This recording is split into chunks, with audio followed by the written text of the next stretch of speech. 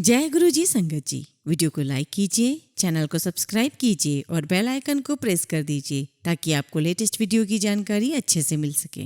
जय गुरु जी संगत जी। संगत जी, आज का सत्संग बहुत ही महत्वपूर्ण है। इस सत्संग से आपको जो प्राप्त होने वाला है शायद आपने कभी सोचा भी नहीं होगा।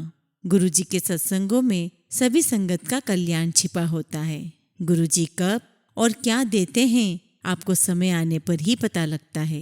इसलिए सत्संग को पूरा सुना करो, इसमें आपके जवाब छुपे होते हैं। संगत जी, आज का पहला सत्संग हम दिल्ली की दीपा आंटी का सुनेंगे। तो चलिए सत्संग शुरू करते हैं। चंडीगढ़ के मुख्य सुपरवाइजर श्री गील अंकल ने हमें गुरुजी के पास फरवरी 1999 में दर्शन हेतु भेजा। मैं तुरंत गुरुजी द्वारा अनुग्रहित हुई। मेरे पेट और पैर में भयंकर दर्द था। दवाइयों का कोई प्रभाव नहीं हो रहा था और मुझे बहुत कष्ट था। गुरुजी के चरण स्पर्श करते ही मेरे शरीर में तेज ऊर्जा का प्रवाह हुआ। उनके हाथों से प्रसाद ग्रहण कर मेरे रोग दूर हो गए। शीघ्र ही मैं उनके निर्देश अनुसार हर 15 दिन में उनके दर्शन करने जाती थी। मेरा पुत्र गुरुजी के प्रति अग्रेसिव और बेपरवाह था। उसे मैं गुरुजी के पास लेकर आई। उनके ही आशीष से उसमें बदलाव हुआ और फिर उसे सदा उनके आशीर्वाद की प्रतीक्षा रहने लगी। उसकी दुर्घटना के समय कार तो क्षतिग्रस्त हुई पर गुरु कृपा से वह बच गया। एक बार गुरुजी के निर्देश पर हम चंडीगढ़ एक विवाह में गए। वहाँ गुरुजी ने हमें गील अंकल के घर जाने को कहा, जहाँ वह उसी दिन कुछ देर के लिए ठहरे थे। वह रूम उनकी सुगंध से भरा हुआ था और हमने जी भर के उनके स्वरूप के दर्शन किए। गुरुजी के मस्तक पर गुरु नानक देव की मुखाकृति स्पष्ट दिखाई दे रही थी। एक अन्य अवसर पर मुझे गुरुजी के ग्लास में शिव के नाग देवता दिखाई दिए। 2001 में मेरे पति को उनके ऑफिस में उनके जूनियर और सीनियर अधिकारी दोनों ही परेशान कर रहे थे। शीघ्र ही गुरुजी की दया से वह सब अधिकारी ट्रांसफर हो गए। 2003 में जब वह रिटायर्ड होने वाले थे, पुनः कष्ट बढ़ गए। उनके कुछ सहकर्मी उनको चैन से रिटायरमेंट नहीं लेने दे रहे थे। उन पर झूठे आरोप लगाए गए।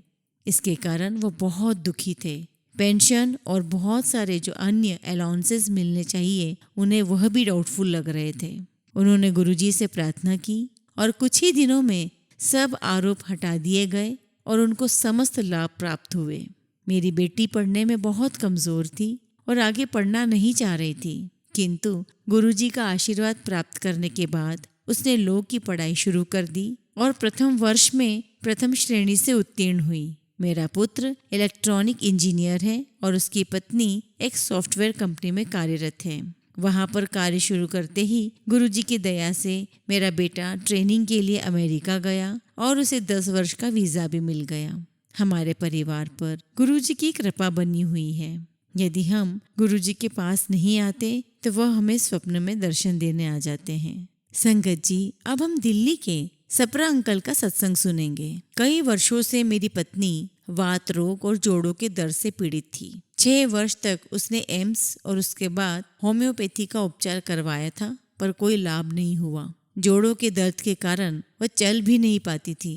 बैठने और उठने में भी सहायता की आवश्यकता लगती थी। मई 1998 में हमारी बेटी ने गुरुजी के बारे में बताया और एक तांबे के लोटे के साथ उनके आशीष लेने के लिए आने को कहा। अगले दिन हमें पहली बार गुरुजी के दर्शन हुए और हमने अपना आदर प्रकट किया। गुरुजी ने तांबे के लोटे को अभिमंत्रित किया। मेरी पत्नी को रात को उसमें जल भरकर रखने के बाद सुबह उसमें से आधा जल पीना था और आधा जल से स्नान करना था।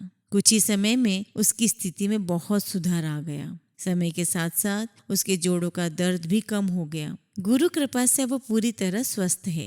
अप्रैल 2005 में गुरुजी ने दोबारा उसकी रक्षा की।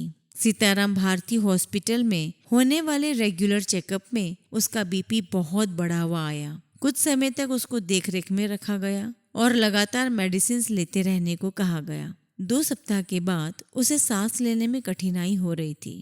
उसे नेबुलाइजर का प्रयोग करने को कहा गया।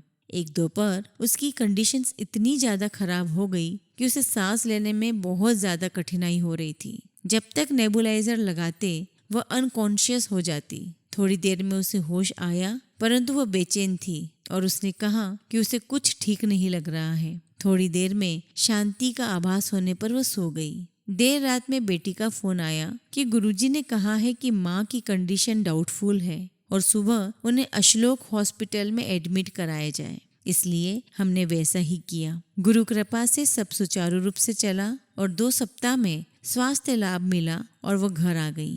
पूरी तरह ठीक होने पर हम गुरुजी के दर्शन के लिए गए। श्रीमती मेहता नामक एक भक्त ने मेरी पत्नी से उसके स्वास्थ्य के बारे में पूछा। हम गुरुजी के पास ही बैठे हुए थे और गुरुजी ने मेहता आंटी से कहा कि वह उसे स्वर्ग से वापस लाए हैं। हमें तुरंत आभास हुआ कि ईश्वर के अवतार हैं गुरुजी। गुरुजी ने पूरे परिवार को अपना आशीर्वाद दिया है। हमारे पुत्र और पुत्री दोनों उनके अनुयायी हैं और जीवन में बहुत अच्छा कर रहे हैं। हमारा पूरा परिवार गुरुजी की दया के लिए उनका अत्यंत आभारी है।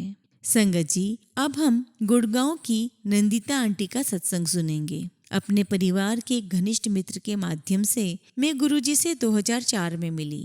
पहली बार मंदिर जाते हुए मुझे पता नहीं था कि वहाँ पर क्या होगा। एक हॉल में बहुत से भक्त बैठे हुए थे। गुरुजी के बहुत बड़े बड़े स्वरूप लगे हुए थे और गुरुजी स्वयं एक आसन पर विराजमान थे।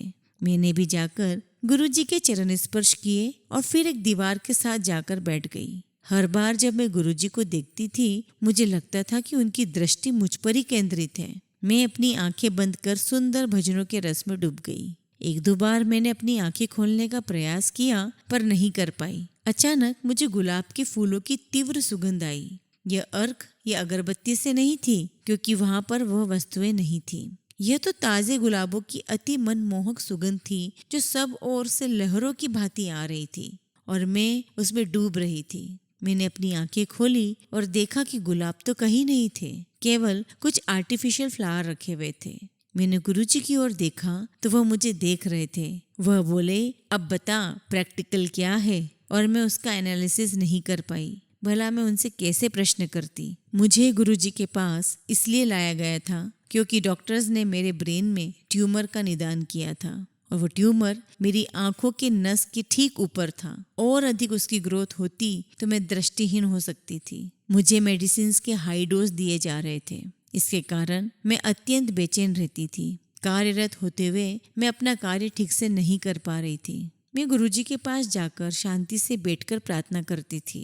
मैं आशा करती थी कि सर्जरी करवाकर ट्यूमर को निकला दूं और मेडिसिन बंद कर दूं। और गुरुजी ने मेरी प्रार्थना सुन ली। औषधियों का सेवन करते हुए भी वो ट्यूमर बढ़ता जा रहा था। अक्टूबर 2004 में मेरी सर्जरी हुई और उन्होंने मुझसे डेट, हॉस्पिटल और डॉक्टर का नाम पूछा और बोले कि उनका आशीर्वाद मेरे साथ है और मुझे कुछ नहीं होगा।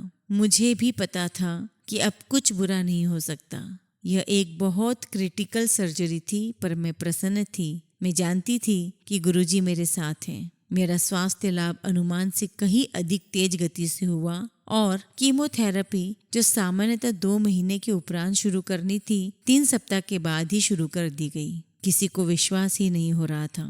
हॉस्पिटल से बाहर आते ही मैं गुरुजी को धन्यवाद करने गई तो उन्होंने मुझे नए जीवन पर बधाई दी। मुझे पता था कि उन्होंने मुझे नया जीवन प्रदान किया है। संगत जी, रेडिएशन थेरेपी का भी मुझ पर कोई दुष्प्रभाव नहीं हुआ। मैं अन्य रोगियों को स्ट्रेचर और पहिए वाली कुर्सियों पर बाहर आते हुए देखती थी। इसके विपरीत उन दिनों सुबह मैं अपने ऑफिस का काम करने के बाद हॉस्पिटल जाती थी और उसके बाद बाजार में घूमती थी। कहा जाए तो मैं सामान्य जीवन व्यतीत कर रही थी। सब गुरुजी की कृपा का फल था। जिन दिनों मैं अपोलो हॉस्पिटल में अपनी रेडिएशन थेरेपी के लिए जा रही थी, गुरुजी ने अनेक रोगियों पर भी अपनी दया वृष्टि की जिनके संपर्क में मैं आई थी। ऐसे ही मुझे एक 9 वर्षीय बच्चे का संदर्भ याद है जिसके ब्रेन में ट्यूमर था। उसके माता पिता को ट्रीटमेंट कुछ दिनों तक रोकना पड़ा क्योंकि उसके निर्धन पिता जो कहीं दूर सरकारी नौकरी कर रहे थे अवकाश लेकर आए थे। उसकी रेडिएशन थेरेपी में समय लग रहा था और जितना अधिक समय लगता उतना ही उनको धन का अभाव होता। मेरे पास गुरुजी का एक लॉकेट था। मैं अपने साथ सदा गुरुजी का स्वरूप रखती हूँ। मैंने उसकी माँ को वह लॉकेट उसकी आंखों पर प्रतिदिन रखने के लिए कहा। मुझे विश्वास था कि गुरुजी उसकी सहायता अवश्य करेंगे। 1 सप्ताह के बाद जब वह मुझे पुनः मिले वह बालक कीमोथेरेपी के लिए वापस आ गया था और अधिक स्वस्थ भी दिख रहा था। उसकी माँ ने कहा कि जब से उसने वह लॉकेट उसके ऊपर प्रतिदिन सुबह रखना शुरू किया, वह अच्छा होने लगा है और डॉक्टर्स भी उसका स्वास्थ्य लाभ देखकर अचंभित है। जब मेरा बेटा 2.5 वर्ष का था, हमें पता लगा कि शौच करते हुए उसमें रक्त भी आ रहा है। टेस्ट करवाए गए और हमें बताया गया कि उसके मलाशय की सर्जरी करनी होगी, जिसमें 45 मिनट से 1 घंटे का समय लगेगा। बाहर प्रतीक्षा करते हुए मैं गुरुजी से यही विनती करती रही कि वह अंदर जय के साथ रहे। उस पूरी प्रक्रिया में 3 घंटे लग गए। जब डॉक्टर ने हमें अंदर बुलाया तो वो बहुत चिंतित थे। इतनी देर लगने का कारण उनको मिली दूषित फुंसियां थी, जिनकी बायोप्सी करवानी थी। उन 4 दिनों में मैं अत्यंत व्याकुल रही, बहुत बेचैन रही। मैं गुरुजी से हर समय उनकी कृपा के लिए प्रार्थना करती रही। गुरुजी ने जय को आशीर्वाद दिया।